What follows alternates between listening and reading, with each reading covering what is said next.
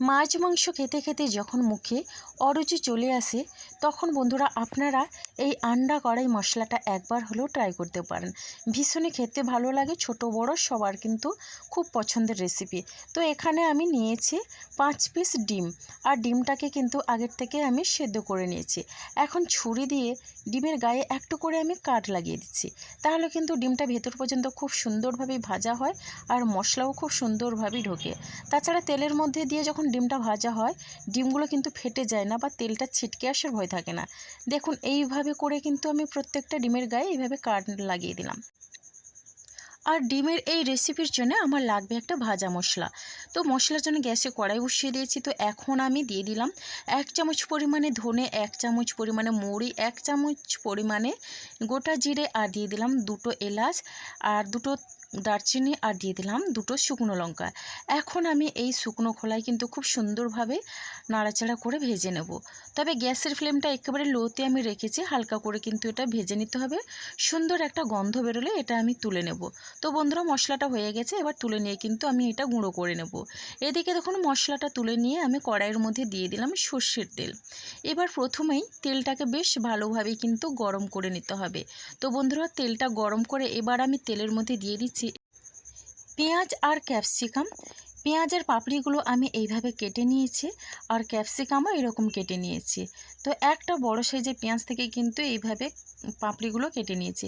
এবার আমি গ্যাসের ফ্লেমটা মিডিয়ামে রেখে ক্যাপসিকাম আর পেঁয়াজটা একটু ভেজে নেব। পেঁয়াজটা একটু ভাজা করে নিলে বা ক্যাপসিকামটা একটু ভাজা করে নিলে কিন্তু রেসিপিটা বেশ ভালো লাগে। তবে আপনারা যারা এটা বেশি ভাজা পছন্দ করে না, শুধু জাস্ট একটু নাড়াচাড়া করে নিয়েই নামিয়ে নিলেই হবে। এবার দেখুন খুব সুন্দরভাবে কিন্তু পেঁয়াজ ক্যাপসিকামটা ভেজে আমি তুলে নিলাম। আর এখন ওই কড়াইয়ের মধ্যে দিয়ে দিলাম আরও 1 চামচের মতো সর্ষের তেল। এবার তেলটাকে গরম করে এখানে আমি ডিম দিয়ে দিলাম।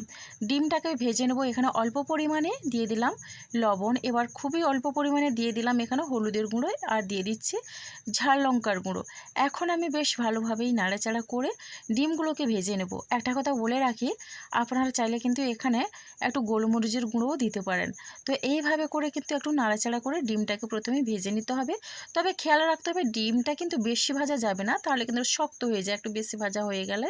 তো এখন আমি ডিমটা ভেজে নিয়ে তুলে নিলাম। এবার আমি ওই তেলের মধ্যে আরও 2 চামচের মতো দিয়ে দিলাম সর্ষের তেল। তেলটাকে প্রথমেই বেশ ভালোভাবে আমি গরম করে নিয়ে এখন আমি তেলের মধ্যে দিয়ে দিলাম 1/2 চামচ পরিমাণে গোটা সাদা জিরে। এবার জিরেটা হালকা ভাজা হয়ে আসলে এখানে আমি দিয়ে দিচ্ছি মিডিয়াম সাইজের একটা পেঁয়াজ কুচি। এবার আমি পেঁয়াজটা দিয়ে বেশ ভালোভাবেই নাড়াচাড়া করে নেব। পেঁয়াজটাকে কিন্তু ততক্ষণই নাড়াতে হবে যতক্ষণ না পেঁয়াজের গায়ে একটা সোনালি কালার চলে আসে। এইভাবে করে নাড়াতে হবে মিডিয়াম ফ্লেমে রেখে। ডিমের অনেক রকমের রেসিপি খেয়েছেন, তবে এটা একবার হলেও ট্রাই করতে পারেন। আশা করি আপনাদের বেশ ভালো লাগবে। পেঁয়াজটা খুব সুন্দরভাবেই এখানে ভাজা হয়ে গেছে। এবার এখানে আদা বাটা আর রসুন বাটা 1 চামচ করে আমি দিয়ে দিলাম। আদা রসুন বাটা দিয়ে বেশ ভালোভাবে পেঁয়াজের সঙ্গে একটু নাড়াচাড়া করে কষিয়ে নেব। তো দেখুন বন্ধুরা রসুনের যেহেতু কাঁচা গন্ধটা না থাকে, তার জন্য এইভাবে একটু নাড়াচাড়া করে নিতে হবে। প্রথমে 1 থেকে 1.5 মিনিটের মতো লো ফ্লেমে রেখে এখানে আদা রসুনটাকে পেঁয়াজের সঙ্গে ভেজে নিয়ে এরপরে আমি এখানে দিয়ে দিচ্ছি দেখুন কালারের জন্য 1/2 চামচ পরিমাণে হলুদের গুঁড়ো, আর দিয়ে দিচ্ছি কাশ্মীরি লাল লঙ্কার গুঁড়ো, দিয়ে দিলাম ঝাল লঙ্কার গুঁড়ো খুবই সামান্য পরিমাণে। এবার আমি এখানে দিয়ে দিচ্ছি ধনে গুঁড়ো। এখন বেশ ভালোভাবে কিন্তু এই গুঁড়ো মশলাগুলো লো ফ্লেমে রেখে এই পেঁয়াজ আদা রসুনের সঙ্গে কষিয়ে নেব। খুব সুন্দরভাবেই কিন্তু মশলাটা কষানো হবে। তো বন্ধুরা এইভাবে আমি কিন্তু মশলাটা একটু নাড়াচাড়া করে নিয়ে এরপরে কিন্তু এখানে আমি অ্যাড করে দেব আগের থেকে টমেটো পিউরি করে রেখেছিলাম। তো টমেটো পিউরি দিয়ে দিলাম। আমি কিন্তু এখানে একটা মিডিয়াম সাইজের টমেটো পিউরি করে রেখেছিলাম। তো দেখুন এইভাবে করে কিন্তু একটু নাড়াচাড়া করে টমেটো পিউরিও কষিয়ে নেব। তাহলে কিন্তু টমেটোর মধ্যে যে কাঁচা গন্ধ থাকে না, সেটাও কিন্তু খুব সুন্দরভাবে চলে যাবে। টমেটোর কাঁচার গন্ধ থাকলে কিন্তু রেসিপিটা ভালো লাগবে না। তো এখন আমি ঢাকনা দিয়ে মশলাটাকে রান্না হতে দেবো 2 থেকে 3 মিনিটের মতো একেবারে লো ফ্লেমে। তো এবার 2-3 মিনিটের পরে দেখুন বন্ধুরা এইভাবে নাড়াচাড়া করে মশলাটাকে কষিয়ে নেব। মশলা যত ভালোভাবে কষানো হবে তাহলে কিন্তু রেসিপিটার স্বাদ দুর্দান্ত লাগে আর এমনকি কালারটাও সুন্দর আসে। এরপরে এখানে আমি দিয়ে দিচ্ছি 2 চামচ পরিমাণে টক দই। ছোট্ট চামচের একেবারে 4 চামচে 2 চামচ পরিমাণে টক দই দিলাম। এবার ওই টক দইয়ের বাটিটা ধুয়ে অল্প পরিমাণে আমি জল দিয়ে দিলাম। গ্যাসের ফ্লেমটা কিন্তু আমি মিডিয়ামে রেখেছি, হাই ফ্লেমে রেখে দইটা দিয়ে মশলা কষালে কিন্তু দইটা ফেটে যাবে। তো তার জন্য আমি লো ফ্লেমে মশলাটা কষিয়ে নিলাম দইটা দিয়ে। এবার ঢাকনা দিয়ে 1 মিনিটের মতো আমি রান্না হতে দিয়েছি মিডিয়াম ফ্লেমে। তো দেখুন বন্ধুরা, খুব সুন্দর একটা কালার এসছে আর মশলাটাও কিন্তু এইভাবে করে কষিয়ে নিতে হবে। মশলাটা একটু কষিয়ে নেওয়ার পরে এরপরে আমি এখানে ভেজে রাখা ডিমটা দিয়ে দিচ্ছি। আমি কিন্তু এই রেসিপিতে কোনো রকমের আলুর ব্যবহার করছি না, যতটা সম্ভব এটা কিন্তু শুধুমাত্র ডিম দিয়ে তৈরি করে নিতে হবে। তো বন্ধুরা দেখুন, ডিমটা দিয়ে বেশ ভালোভাবে মশলার সঙ্গে আমি কষিয়ে নিলাম।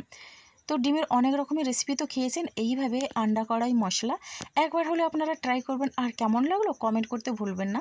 আপনাদের একটা মিষ্টি কমেন্ট কিন্তু আমাকে অনেকটা উৎসাহ দেয় নতুন নতুন রেসিপি বানানোর জন্য। এরপরে এখানে আমি 2টো কাঁচা লঙ্কা কুচি দিয়ে দিলাম আর দিয়ে দিচ্ছি সামান্য পরিমাণে ধনেপাতা কুচি। এখন আমি কাঁচা লঙ্কা কুচি আর ধনেপাতা কুচি দিয়ে বেশ ভালোভাবে কিন্তু নাড়াচাড়া করে মিশিয়ে নেব। আর এই রেসিপিতে কিন্তু ধনেপাতার ফ্লেভারটা দারুণ লাগে। তো এরপরে যে ভাজা মশলাটা ছিল, তো ভাজা মশলাটা আমি দিয়ে দিলাম। যে মশলাটা আমি ভেজে রেখেছিলাম, তো ওই ভাজা মশলাটা আমি দিয়ে দিলাম। মশলাটা কিন্তু একটু কম পরিমাণে দিলাম, যেহেতু এখানে ডিমের পরিমাণটা অনেকটা কম। তো তার জন্য আমি এইভাবে 1 চামচের মতো মশলা আমি দিয়ে দিলাম। আর মশলাটা দিয়েও বেশ ভালোভাবেই আমি মিশিয়ে নিয়ে কষাতে থাকবো। ডিমের এই রেসিপিটা ছোট থেকে বড় সবাই কিন্তু একবার খাওয়ার পরে বারবার খেতে চাইবে। সবারই কিন্তু ভীষণ পছন্দের একটা রেসিপি। এরপর আমি ভেজে রাখা ক্যাপসিকাম আর পেঁয়াজটা দিয়ে দিলাম। এবার পেঁয়াজ ক্যাপসিকাম দিয়েও একই রকমভাবে বেশ ভালোভাবেই কিন্তু আমি নাড়াচাড়া করে নেব আর সুন্দরভাবেই কিন্তু আমি কষিয়ে নেব। তাহলে কিন্তু ডিমের মধ্যে খুব মশলাটা সেট হবে, দারুণ লাগবে খেতে। আর এরপরে কিন্তু পরিমাণ মতো জল দিয়ে দিতে হবে। তবে এই রেসিপিটার জন্য কিন্তু বেশি জলের প্রয়োজন হয় না, খুবই অল্প জলেই কিন্তু রান্নাটা হয়ে যায়। তো দেখুন বন্ধুরা, এখন আমি জলটা দিয়ে বেশ ভালোভাবেই নাড়াচাড়া করে মশলার সঙ্গে মিশিয়ে নিলাম। তবে এখানে কিন্তু আরও একটু অল্প পরিমাণে জল দিয়ে দিলাম। তো এই জলটা দিয়ে এখন আমি দিয়ে দিচ্ছি স্বাদ অনুসারে লবণ। এবার দেখুন লবণটা দিয়ে এখন বেশ ভালোভাবেই কিন্তু মিশিয়ে নিয়েছি। খুব সুন্দরভাবে মশলাটা কষানো হয়ে গেছে, দেখেই তো বুঝতে পারছেন, যেহেতু মশলার গায়ে কিন্তু একেবারে তেল ছেড়ে দিয়েছে। তো এরপরে আমি ঢাকনা দিয়ে একেবারে 3-4 মিনিটের মতো লো ফ্লেমে রান্না হতে দেব। তো দেখুন খুব সুন্দরভাবেই কিন্তু রান্নাটা হয়ে গেছে, কালারটাও কিন্তু দারুণ এসছে।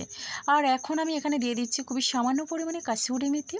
আর কাসুরি মেথি দিলে কিন্তু ভীষণ সুন্দর একটা ফ্লেভার হয়, খেতে কিন্তু দারুণ লাগে। আর এই আন্ডা কড়াই মশলাটা কিন্তু একেবারে হোটেল স্টাইলে বন্ধুরা, তো হোটেলেও এরকম রান্না করা হয়। তো দারুণ গন্ধ বেরিয়েছে, সুন্দর একটা গন্ধ বেরিয়েছে।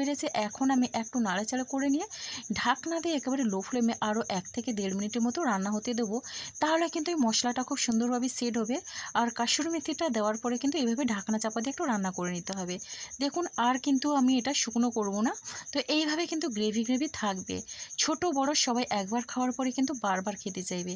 আর এটা দুপুরে গরম ভাতের সঙ্গে যেমন ভালো লাগবে, সেই রকম কিন্তু রুটি পরোটা লুচির সঙ্গে সবটার সঙ্গে দারুণ লাগে খেতে। আর এখন এখানে আমি দিয়ে দিলাম ধনেপাতা কুচি খুবই সামান্য পরিমাণে, আর দিয়ে দিলাম গরম মশলা গুঁড়ো।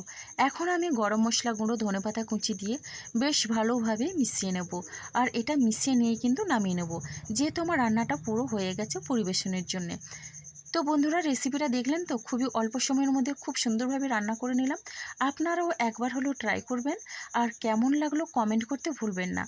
আপনাদের একটা মিষ্টি কমেন্ট কিন্তু আমাকে অনেকটা উৎসাহ দেয় নতুন নতুন রেসিপি বানানোর জন্যে। আর রেসিপিটা ভালো লাগলে অবশ্যই লাইক কমেন্ট শেয়ার এবং সাবস্ক্রাইব করে আমার পাশে থেকে যাবেন। তো বন্ধুরা, ডিমের এই রেসিপিটা কতটা লোভনীয় হয়েছে দেখেই বুঝতে পারছেন।